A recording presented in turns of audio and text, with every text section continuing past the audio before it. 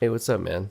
It's Davis. It's been a while since I've been on here, um, but it feels good to be back. I've got something this week that I'm going to keep pretty short and sweet, something less consumer based, more activity based, something that I think we could all benefit from exercising more of, no pun intended. In fact, you'll see why that pun was unintentional because it's not meant to be exercise. And that is walking, or as Henry David Thoreau would put it, sauntering.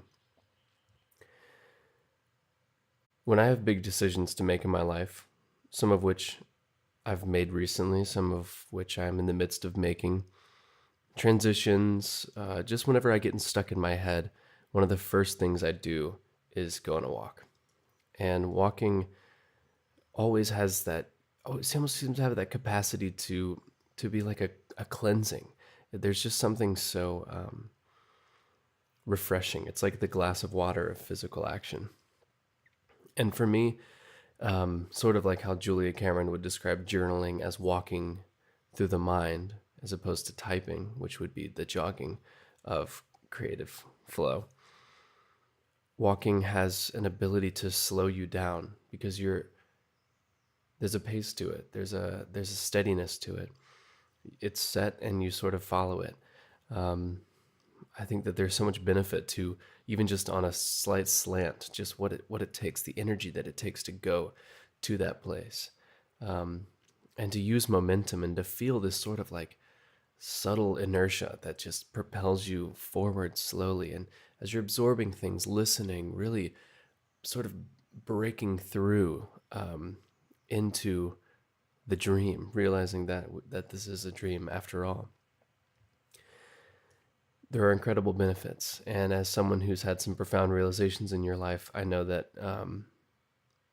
a good walk or two could really help solidify some of those states of being and states of self. There's no better way that I know to really dive back into yourself than to walk. Um, in preparation for this Fresh Friday, I decided to read a little bit of Brain Pickings, one of my favorite websites that I've been neglecting for some time. And I have a couple of quotes on walking that I thought you would appreciate. First is from Kenneth Grahame, a Scottish writer best known for The Wind in the Willows, who wrote this following quote in an essay about the country of the mind, which I love that concept, the idea that there's maybe there's the city mind and then there's the country of the mind, or that there's different parts of the brain in order to in order to get there you have to do certain things. The essay was titled "The Fellow That Goes Alone." Nature's particular gift to the walker, through the semi-mechanical act of walking, a gift no other form of exercise seems to transmit in the same high degree, is to set the mind jogging, to make it garrulous, exalted, a little mad maybe, certainly creative and supersensitive, until at last it really seems to be outside you, and as if it were talking to you whilst you are talking back to it.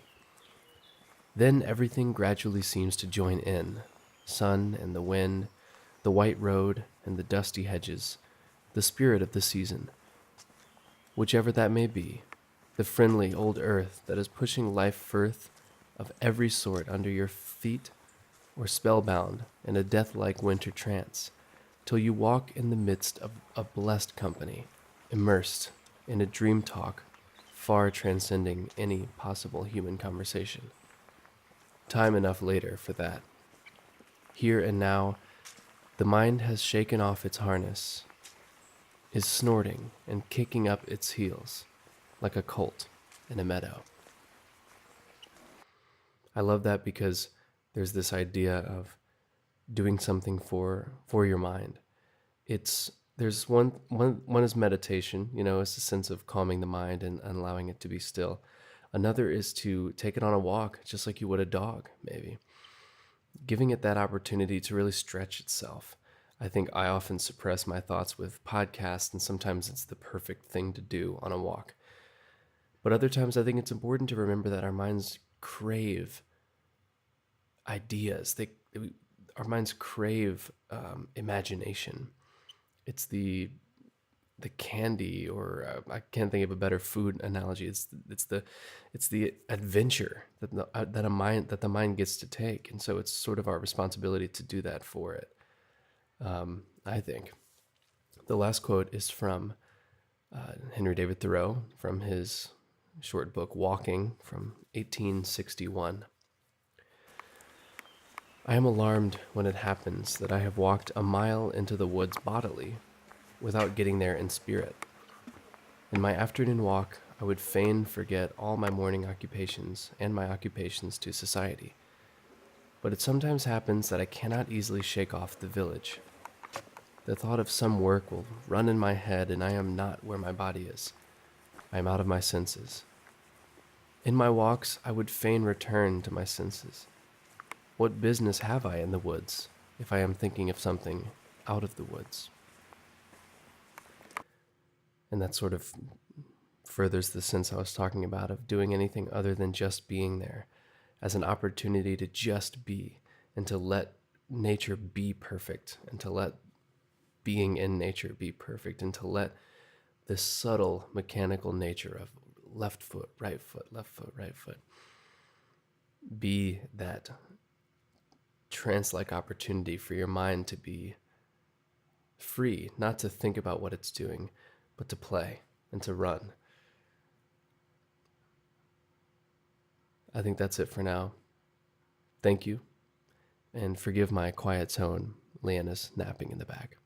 Love you. Bye.